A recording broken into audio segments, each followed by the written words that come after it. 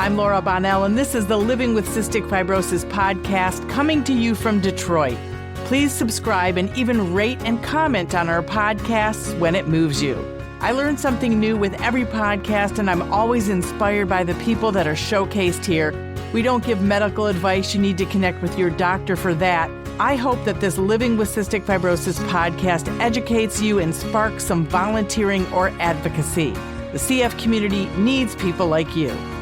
Thanks to our sponsors, Viatris and Vertex, for their support. Dr. Patrick Sosnay is an adult pulmonary and clinical care physician specializing in adult CF and the vice president and head of CF development at Vertex. Prior to coming to Vertex, he was faculty at Johns Hopkins Hospital, where he cared for adults with CF and did research in CF genetics.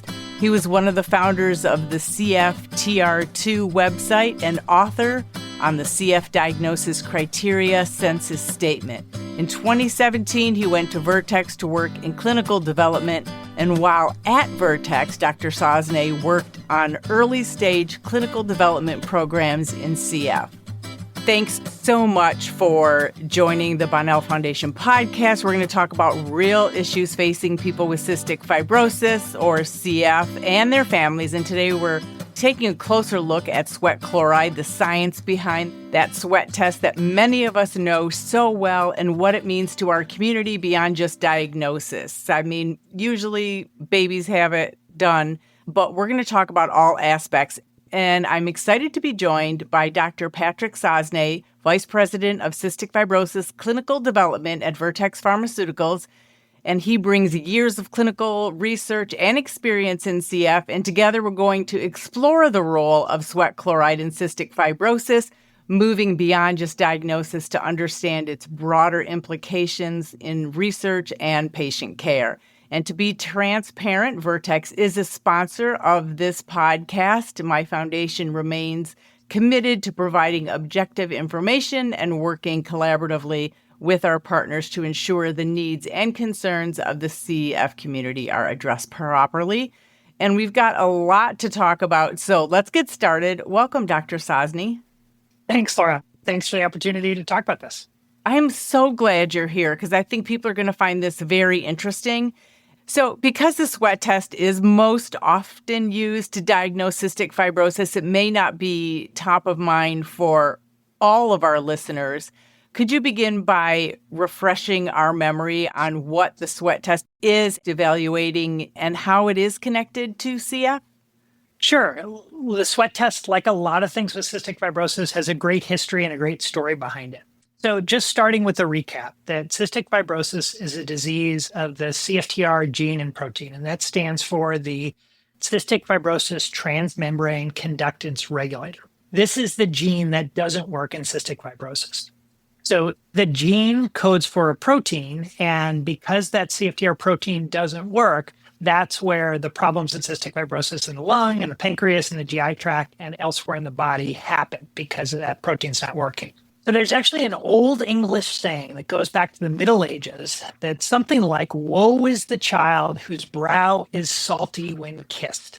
And that suggests that there was some recognition that babies that tasted salty might have a problem. That was an early indication that people recognized what cystic fibrosis was. But it wasn't until 1938 when it was diagnosed as it was recognized as a disease by a pediatrician pathologist named Dorothy Anderson.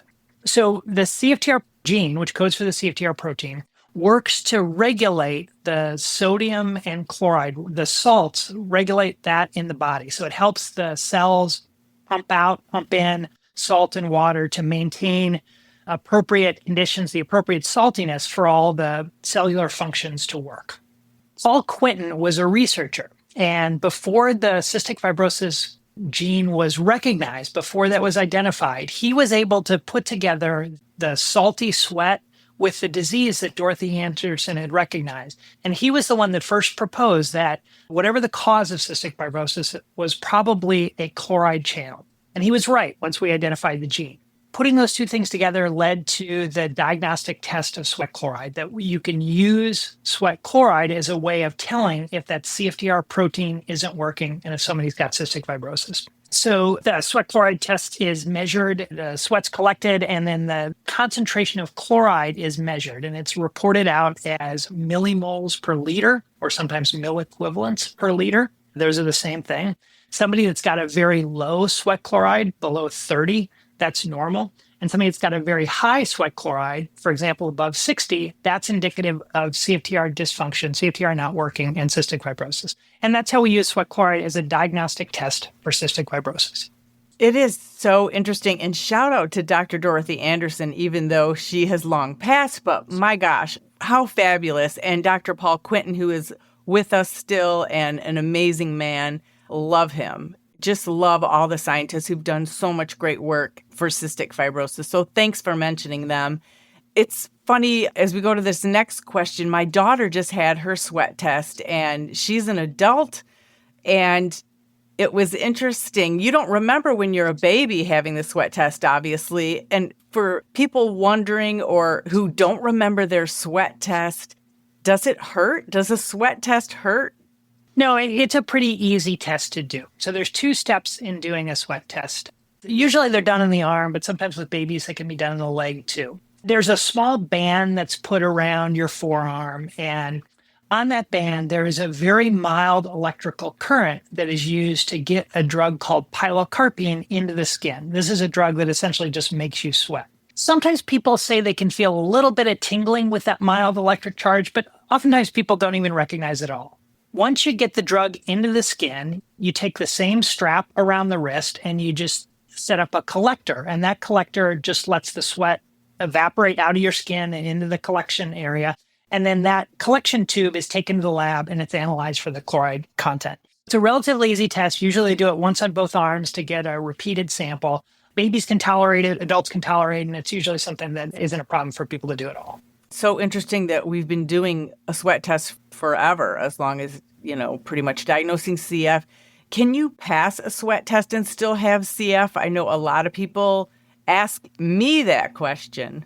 Yeah, so with all things in medicine, there are no absolute 100%. And there are people that can have a sweat chloride level below 30 that could still have cystic fibrosis. And it's a little bit more common in some of the more unusual or uncommon mutations that can cause cystic fibrosis. And then how are sweat chloride tests important just beyond the diagnosis? It's a great test because it allows us to measure the protein cause of cystic fibrosis. So it can be used in research if you're trying to develop a medicine that's trying to affect that protein cause of cystic fibrosis. By measuring the sweat test, you can have a direct readout on if that particular medicine or therapy is affecting the underlying cause of cystic fibrosis. And then the different levels of the sweat chloride, what does that mean for someone with CF? First, we use it for diagnosis. And we mentioned that a little bit, that if somebody's got a sweat chloride above 60, they're diagnosed with CF. And if somebody has a sweat chloride below 30, it's unlikely they've got CF. But as you appropriately asked, people can have cystic fibrosis and still have a sweat chloride below 30 millimoles per liter. But we've also looked at, because the sweat test represents a readout on CFTR function, it's also been used to understand the clinical course of cystic fibrosis. So if somebody's got a higher level of sweat chloride, 60 or even 100, which is very common in people with cystic fibrosis, that's a sign that CFTR is not working in the sweat gland. We often think of ranges for all these things. We think of a range of sweat chloride that's typical for CF. We think of a range of sweat chloride that might be more borderline for CF. And we think of a range of sweat chloride that would not be associated with CF.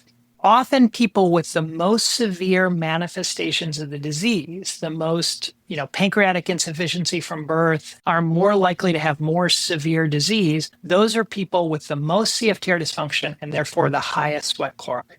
So we look to see, with therapies that may affect CFTR function, we look to see if lowering sweat chloride, if that can, by making the CFTR protein work better in the sweat gland, is that going to make the CFTR protein work better throughout the body?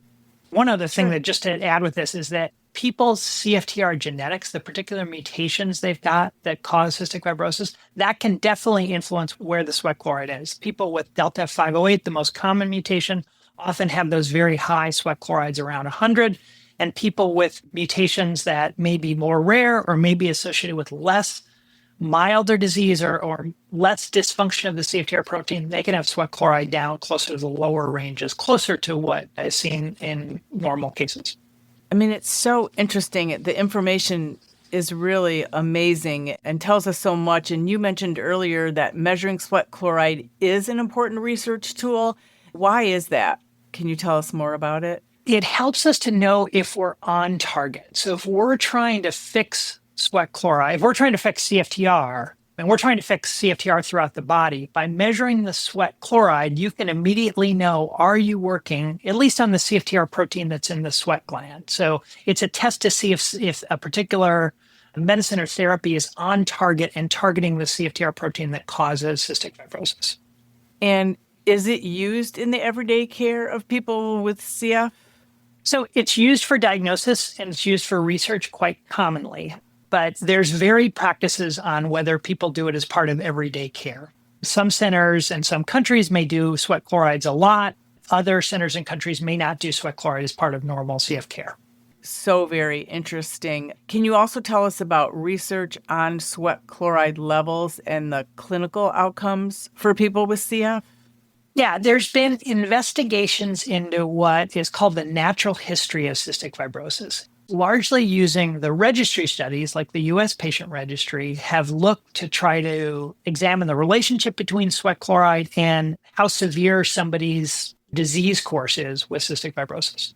Not everyone will know this as we're learning more about the sweat chloride, but what are natural history studies? So natural history studies are a way of tracking the course of disease over a lifetime. And this takes advantage of, I mentioned, those tools like the CF patient registry to be able to look at the sweat chloride that was identified at birth and then look over the course of the lifetime of what someone's life looks like with cystic fibrosis. And the first and the best example of this study was done by a doctor named Ed McCone, who's a researcher that was at Seattle, but now is in Ireland. And him and his team of researchers looked at registry data. And they were able to identify in a publication in 2015 that people with the highest sweat chloride were more likely to have more severe lung function decline, were more likely to have worse survival, to actually not live as long, were more likely to have worse weight, worse growth parameters and weight than people that had sweat chloride level. So that the highest sweat chloride level was associated with the worst outcome with cystic fibrosis. Another research work that looked at not people with natural history over the lifetime of their disease, but looked at people treated with medicines targeting the underlying cause of this and saw the same pattern that the people that got to lower sweat chloride levels, more restoration of CFTR function, had better outcomes with lung function, with weight, with pulmonary exacerbation. That was a paper that was published just this year by Edith Zemanek and colleagues. That is so interesting and such important information, right? I mean, that's the story. It's important, but with all things when you're looking at big populations of people, that doesn't necessarily tell you what one individual is going to do. So These studies have been useful because they've been able to look over a lot of people treated or a lot of people over the course of their lifetime. And it may not necessarily, your individual sweat test may not predict exactly how your health's going to be, but it does help give insight into that on target, whether, what's happening with the CFTR protein. And I'm glad you said that because that's a really important part and fact. Talking about the future, looking ahead, what role might biomarkers like sweat chloride play in the future of CF care? I think they're going to be really important because they're a useful way of measuring what's happening with the CFTR protein. So a lot of the therapies now are directed at targeting that underlying defect, the underlying cause of cystic fibrosis. And CFTR is a way of measuring that sort of immediately after someone takes the drug. It might be something that becomes more a part of regular care, but that's going to be up to CF physicians and care guidelines to decide how sweat chloride will be incorporated into everyday practice. Dr. Sosnay, why did you get into science? What really made you excited about science and specifically cystic fibrosis? You need a whole nother podcast to talk about that because my excitement about CF's got no end. But when I was in college, I loved biology, but I sort of wanted a human side to biology. So I had two jobs when I was in college. One, I was working in a lab doing cell culture. And then at night, I was a bartender. And I thought medical school is the perfect marriage of those two things, that I get to do the science stuff I'm doing during the day, but I get to talk to people and interact with people like I was as a bartender at night. So went to medical school and did internal medicine and did pulmonary and critical care. And then when I was thinking about what research to specialize in pulmonary, I looked at a lot of different things. There were a lot of things that were interesting, but I really liked the way the doctors and the researchers that studied cystic fibrosis, I liked the way they thought about science. I liked the way that doctors took care of patients. Mike Boyle was the adult CF doctor when I was there, is now the president of the CF Foundation. I sort of said to myself, I want to be the kind of doctor that takes care of patients the way Mike Boyle does. And he was a big inspiration for me. Gary Cutting was my research mentor. I was a geneticist. I really liked the way he approached science with cystic fibrosis. I think there are great people all around cystic fibrosis, and that's been true throughout my career. That is wonderful. And I'm so glad that you chose it and are with it, because we're so grateful for everything that you do in cystic fibrosis. And I really, appreciate you helping us to understand the science, because I don't think we talk that much about sweat chloride and its role in CF research. And I know that today's conversation is really going to enlighten a lot of people, because we often don't even talk about the sweat chloride. Just when were you diagnosed? Did your child have the sweat chloride? So remember that while we do provide information about CF, we don't give medical advice. So if you have any questions about sweat chloride and your individual health, you do need to connect with your doctor for that. And as always, stay tuned for more conversations that empower and inform our incredible cystic fibrosis community. And Dr. Sosnay, I can't thank you enough. I really appreciate you explaining it at a level we can all understand. Thanks, Laura. I enjoyed it.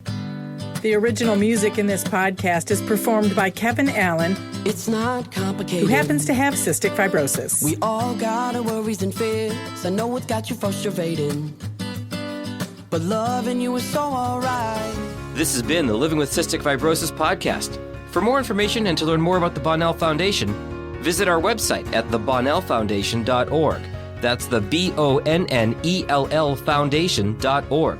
This podcast was sponsored by Vertex Pharmaceuticals, The Science of Possibility, and Viatris. It was produced by Jag and Detroit Podcasts. Follow our show in Apple Podcasts, Spotify, or wherever you're listening right now.